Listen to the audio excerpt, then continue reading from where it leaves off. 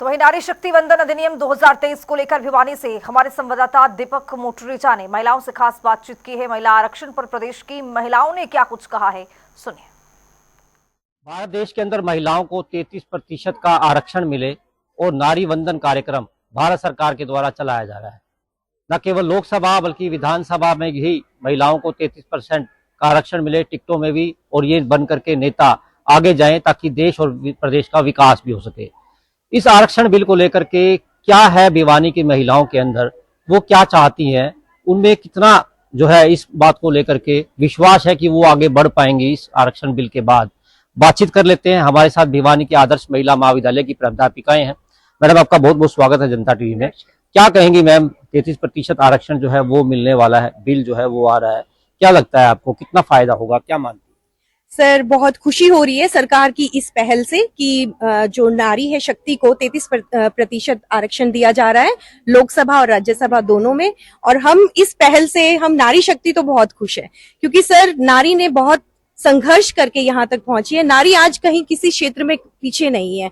कोई भी क्षेत्र आप देख लीजिए, इवन सेना में नहीं देखने को मिलते थे, वहां पे भी आपको सेना के उसमें भी मिलेंगे। डॉक्टर है, इंजीनियर है, अध्यापक है, हर क्षेत्र में है सर। वो घर भी संभालती है और वो बाहर का क्षेत्र भी संभालती है। तो नारी, पाकिस्तान से अभी जब युद्ध हुआ था तो महिलाओं ने ही उसको जो है आगे लेकर के वहां पाकिस्तान के जो है दांत खट्टे करवाए। बिल्कुल सर, उन्होंने दांत खट्टे किए सर। ये तो सबसे बड़ा एग्जाम्पल है। तो इसमें हम कह सकते हैं, हम सभी नारियां, कि हमें इस बिल से सबसे ज्यादा खुशी है सर कि गवर्नमेंट का ये जो स्टेप है ये पास हो जाना चाहिए सर। बिल्कुल। आप क्या कहेंगी मैम, जो बिल जो है वो आ रहा है उसको लेकर के कितनी खुशी आप में है और क्या मानती हैं आप, इससे कितना फायदा जो है महिलाओं को होने वाला है? क्योंकि अभी भी काफी हमारे देश की महिलाएं वो काफी पिछड़ी हुई भी हैं। बहुत सारा जगह तो ऐसी भी है जहाँ पर उनको पढ़ने तक को जो है वो भी नहीं भेजा जाता। क्या कहेंगे आप बिल्कुल ठीक कह रहे हैं सर। पहले तो एक महिला होने के नाते, एक भारतवासी होने के नाते इस पहल का हम स्वागत करते हैं कि जो नारी शक्ति वंदन अधिनियम जो सरकार लेकर आ रही है उसमें बहुत सार्थक एक यह प्रयास है सरकार की तरफ से। 33% आरक्षण दिया जा रहा है जो महिलाओं के सशक्तिकरण के साथ उनके प्रतिनिधित्व को बड़ी मजबूती से आगे लेकर आएगा। आप बिल्कुल सही कह रहे हैं कि कुछ क्षेत्र ऐसे हैं जहाँ पे महिलाओं का पिछड़ापन हमें देखने को मिलता है।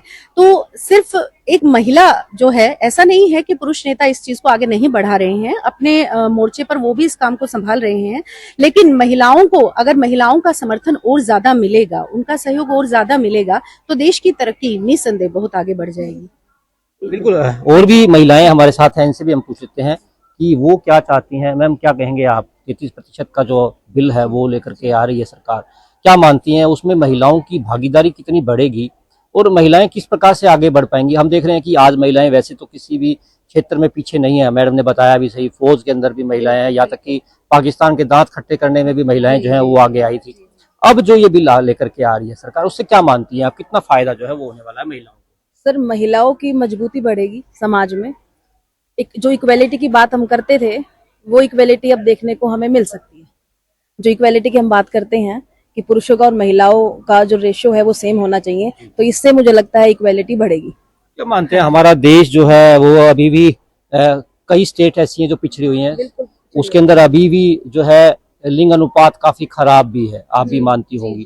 क्या मानती हैं आप, महिलाओं को इस तरह से आरक्षण अगर मिलता है 33% का, क्या बढ़ पाएगा हमारा लिंग अनुपात भी, और जो हम लोग पिछड़ते जा रही थी, महिलाएं जो पिछड़ती जा रही थी, क्या वो आगे बढ़ पाएंगी?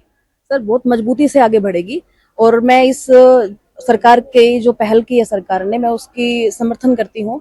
और इससे महिलाओं को जो 33% आरक्षण है, इससे इक्वेलिटी की तरफ तो हम जाएंगे और हम एक मजबूत होके आगे बढ़ेंगे, उनके लिए मजबूत होकर के आगे बढ़ेंगे। मैडम, आप क्या कहेंगे, आप जो 33% का जो आरक्षण है वो महिलाओं के लिए, नारी वंदन कार्यक्रम भी जो है सरकार के द्वारा चल रहा है, क्या कहेंगी आप, कितना फायदा जो है वो होने वाला है? ये जो बिल था, ये बहुत सालों से इसके बारे में चर्चा चल रही थी और बहुत जरूरी बिल था क्योंकि जो नारी है वो 50% की हकदार है।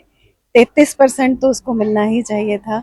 जब तक अथॉरिटी नहीं मिलेगी तो तब तक समाज में समानता नहीं आ सकती। ये बिल बहुत जरूरी है। महिलाएं अपने अधिकारों को पहचानेगी क्योंकि अब तो 33% महिलाओं को पावर में आना ही पड़ेगा। अब ये सबके लिए जरूरी हो गया है।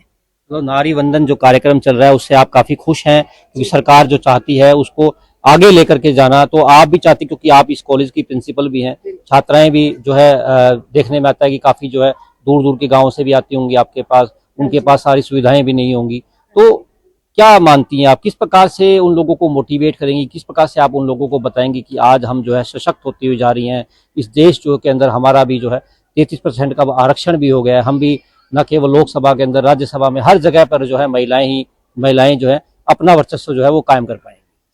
ये जो हमारा कॉलेज है आदर्श महिला महाविद्यालय, इसकी स्थापना 1970 में इसी उद्देश्य से की गई थी, नारी को सशक्त करने के लिए। तो हमारे कॉलेज का तो ये अभियान शुरू से ही रहा है, और ये अब लॉ में अगर 33% आरक्षण आ रहा है तो हम लोग तो हमेशा से गाइड करते ही आ रहे हैं लड़कियों को, तो अब और उनको मजबूत होके गाइड करेंगे, उनको और मजबूत बनने के लिए, ताकि वो अपनी जो शक्ति है उसको पहचाने। बिल्कुल, महिलाओं अपनी शक्ति को और अधिक तरीके से, अच्छे तरीके से पहचान पाए, इसलिए सरकार जो है 33% का जो आरक्षण है वो लेकर के आ रही है। इससे जो महिलाएं हैं और सशक्त होंगी और मजबूत होंगी। हम भी यही चाहते हैं कि देश की नारियां आगे बढ़े और खूब मजबूत भी हो। जनता टीवी के लिए भिवानी से दीपक मुटरेजा।